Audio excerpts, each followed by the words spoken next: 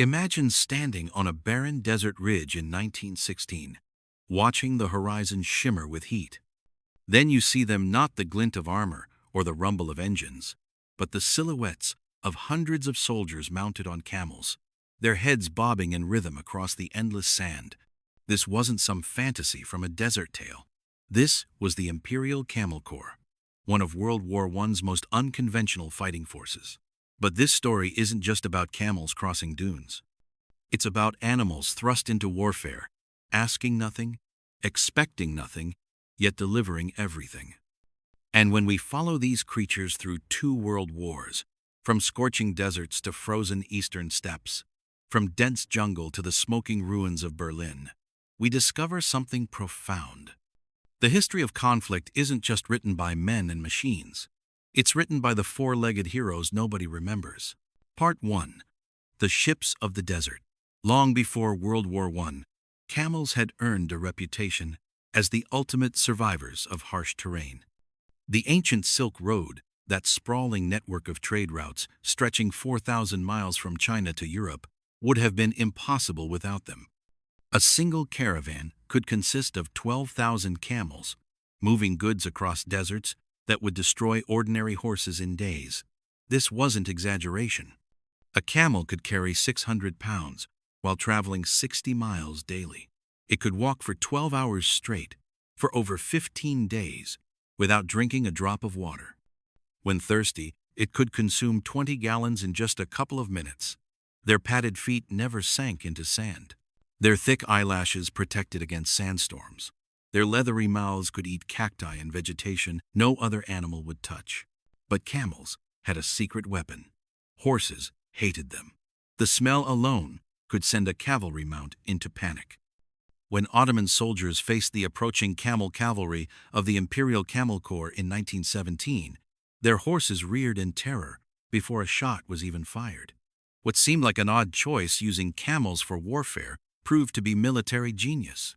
The Imperial Camel Corps was born in January 1916, when British commanders realized something crucial. In the burning deserts of Sinai and Palestine, traditional warfare was suicide. Horses needed water daily. Men without shade collapsed. Motorized vehicles, still primitive, bogged down in sand. But camels? Camels were built for this nightmare terrain. So the British took 4 companies of Australian infantrymen, many fresh from the catastrophe at Gallipoli, and mounted them on camels for the first time. Within months, what started as an experiment became a fighting force that changed the Middle Eastern campaign forever. The soldiers called themselves cameliers. They would ride their mounts to the battlefield, then dismount and fight on foot like regular infantry. But those camels carried them across terrain that would have meant certain death on horses. At Magdaba in December 1916, the Camel Corps conducted a daring raid to seize Ottoman water supplies. At Rafah in January 1917, they breached heavily fortified enemy positions with speed that shocked the Turks. By October 1917, at Beersheba, they were supporting one of the war's most famous charges by the Australian Light Horse, a moment that helped crack Ottoman defenses and eventually led to the fall of Jerusalem. The Corps grew to 4 full battalions: Australian, British, New Zealand, and Indian soldiers riding into history. At peak strength, they numbered 4,000 men and nearly 4,000 camels. Over 2 years, the Imperial Camel Corps suffered 240 deaths, but the camels? An estimated 100,000 died. Combat, exhaustion, disease, neglect in that pitiless terrain. They asked for nothing and gave everything. One trooper, named Frank Reed, wrote something remarkable. "We were sorry for the camels. Although we often cursed them, when they were to be taken away from us, we found that we had become quite attached to our ugly, ungainly mounts." Major Oliver Hogue, a poet, captured something more in verse. "You're spiteful and you're lazy. You'd send a white man crazy, but I reckon you're a daisy when the Turks come out again." In the end, those soldiers loved their camels, and those camels, with no choice and no voice, carried their brothers through impossible deserts to victory. Part 2. The grasshopper who walked to Berlin. Fast forward to July 1942. The Battle of Stalingrad is about to begin, the bloodiest urban battle in human history. Inside the smoking ruins of a sprawling industrial city on the Volga River, the Soviet Red Army fights for survival against the German Wehrmacht. The city will be surrounded, besieged, starving. Over 1 million people will die. But here's what most people don't know. Feeding, supplying, and arming those Soviet soldiers seemed impossible. The Kalmyk steppes surrounding Stalingrad were flat, open, barren wastelands with primitive roads and no water. Trucks bogged down. Horses required constant feeding. Tanks needed fuel from somewhere, somehow. How do you supply an army holding one city against one of history's most powerful military machines? The answer came from Kazakhstan. A Bactrian camel named Kuznechik. The name means grasshopper. The Soviet 308th Rifle Division, formed in March 1942, began using Kuznechik to haul ammunition, food, fuel, medical supplies, and even wounded soldiers across that merciless terrain. The division was renamed the 120th Guards Rifle Division and tasked with defending the Barricade factory during the siege. That Camel 1 animal, far from its home, became indispensable to the Soviet defense. This wasn't sentimental. This was mathematics. One battalion of camels could carry 12,000 tons of supplies across distances that would require 134 trucks to move. 2 camels could haul more than 3 of the best horses. They needed almost no water. They never complained. Kuznechik earned something remarkable: 3 wound stripes for injuries received during bombardments, and the Medal for the defense of Stalingrad. The Soviets decorated a camel. Think about that. In a war where millions of humans died unremembered, they enshrined Kuznechik in their records. But the story gets more mysterious and more remarkable. After Stalingrad, Kuznechik didn't retire. He traveled with the 120th Guards Rifle Division across Operation Bagration, through the liberation of Belarus, into East Prussia, all the way to Berlin. The camel that started at Stalingrad walked through every major Soviet offensive that crushed Nazi Germany. And then comes the legend. One account, recorded by Soviet war correspondent Vasily Grossman, claims that when the Red Army reached Berlin in April 1945, Kuznechik was led to the Reichstag, the seat of Nazi power. There, the grasshopper from Kazakhstan allegedly spat on the building before being led away. Whether this happened exactly as described, we'll never know for certain. Grossman was there, and he wrote it. Other sources claim Kuznechik was killed in a German air raid near the Baltic Sea in 1945. The truth, like so much in war, remains shrouded in the fog of history. But here's what we know for certain. A single camel, drafted from Central Asia, played a role in one of World War II's pivotal moments, and then journeyed all the way to the enemy's capital. How's that for an unknown hero? Part 3. The Elephant Whisperer. If camels won battles through endurance, elephants won hearts and the trust of entire armies. And no story better captures this than the saga of James Howard Williams and his beloved tusker, Bandoola. Billy Williams was a British officer born in Cornwall in 1897. After fighting in World War I, including service with the Imperial Camel Corps in the Middle East, he made an unusual choice. He took a job as a forester with the Bombay-Burma Corporation in 1920. His mission was to supervise elephant logging camps deep in the Burmese jungle, where massive teakwood trees needed to be harvested and moved. What happened next changed his life.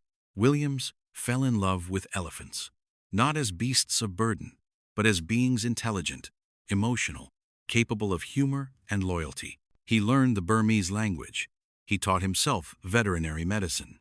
He studied how the master mahouts, the elephant handlers, treated their animals with gentleness rather than cruelty. And in that process, he revolutionized how humans worked with these magnificent creatures, introducing a system of humane training that was revolutionary for the era.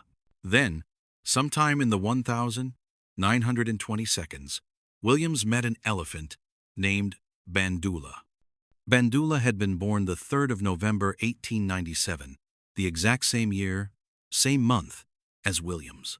A master mahout named Potok had raised him using a radical method, with gentleness, never violence.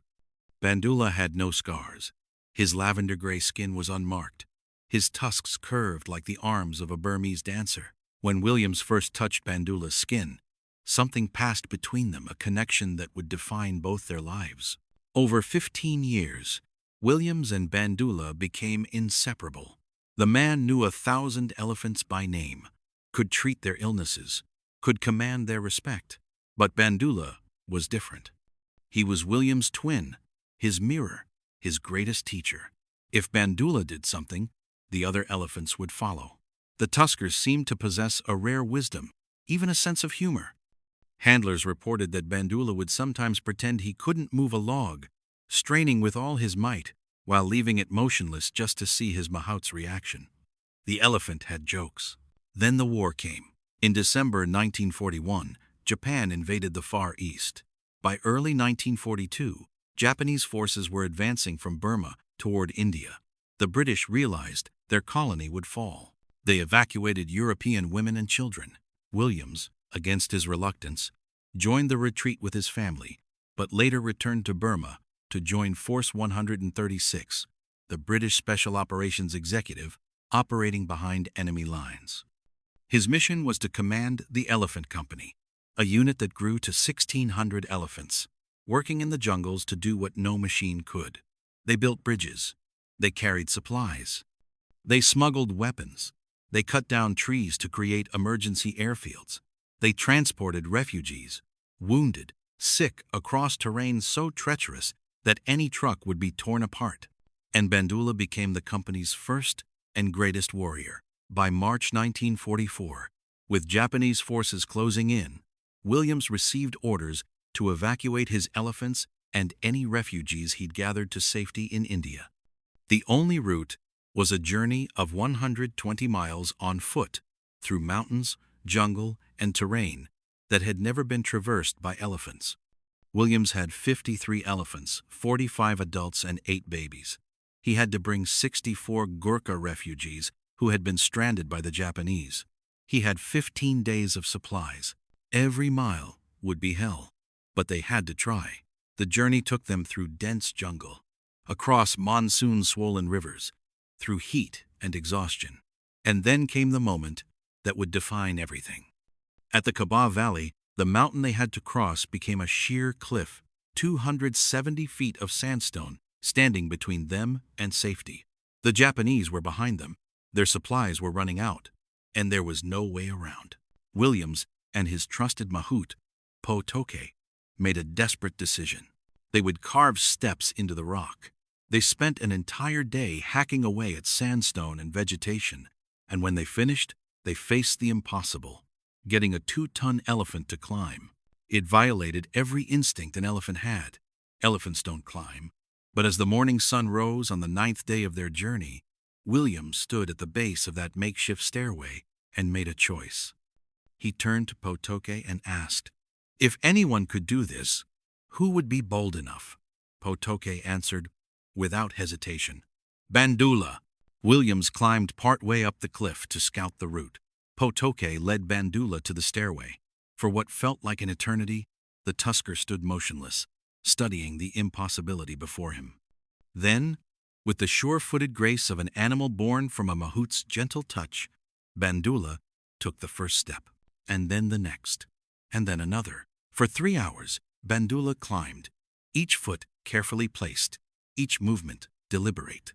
Behind him, understanding what Bandoola was doing, the other 44 adults followed. 8 baby elephants, guided by their mothers, scrambled up after them. 64 human refugees climbed behind. If a single elephant fell, all would tumble into the abyss below. Not one fell. Williams, standing at the top, watched his friend emerge over the cliff edge. He later said it was the moment that validated his entire life's work. Everything he'd done with elephants, every gentle touch, every medical innovation, every act of care and respect, it had created an animal brave enough, trusting enough, to do something no elephant should be able to do. Bandoola had climbed a sheer cliff. The elephant company made it to India. The refugees lived. The elephants survived. And Bandoola's legend was written into history. But history doesn't always end well. In April 1944, when the fighting shifted and it seemed safe, Williams brought Bandoola back to Burma. They resumed their war work. And then one day, Williams went looking for his friend and never found him. 5 days later, Potoki broke the news. Bandoola was dead. He'd been shot in the head and his right ivory tusk removed. An investigation pointed to Potoki as the killer, though the exact reason, whether from greed for the tusk or some other cause, remains clouded in mystery. Williams had Bandoola buried on the Burma-India border. He carved his epitaph into a giant teak tree. Bandoola born 1897, killed in action 1944. The death haunted Williams for the rest of his life. He wrote 2 books about Bandoola. Planned film productions were commissioned to tell the story. But nothing could bring back his twin, his greatest teacher, his warrior elephant. Closing reflection. When we think of World War II, we imagine generals and tanks, aircraft and code breakers, the great turning points of human conflict. We rarely think of animals. Yet camels carried supplies across deserts, where men would have died of thirst. Elephants built bridges, moved artillery, and rescued refugees through jungles no human could have navigated alone. A camel named Kuznechik supposedly spat at the Reichstag. Bandoola climbed a cliff that defied every natural law of his species. These animals had no choice. They were conscripted, just as soldiers were. They received no glory, no medals except Kuznechik's remarkable exception. They asked for nothing. Yet they changed the course of history. Maybe that's what we should remember most. In a war that killed 60 million humans, some of the bravest warriors had no voice in whether they fought at all. They fought because they were led there. They endured because they had no choice. And in doing so, they became what all good soldiers are, servants to something larger than themselves, asking only to be treated with the dignity they deserved. The camels of the Imperial Corps are gone. Kuznechik's final fate remains uncertain. Bandoola is buried and forgotten, his name lost except to those who care to remember. But they were there. They mattered. And every now and then, when history isn't looking, maybe we should stop and remember the ones who got us through the darkness on 4 legs, with no songs sung in their honor. Because sometimes the greatest heroes are the ones we forget.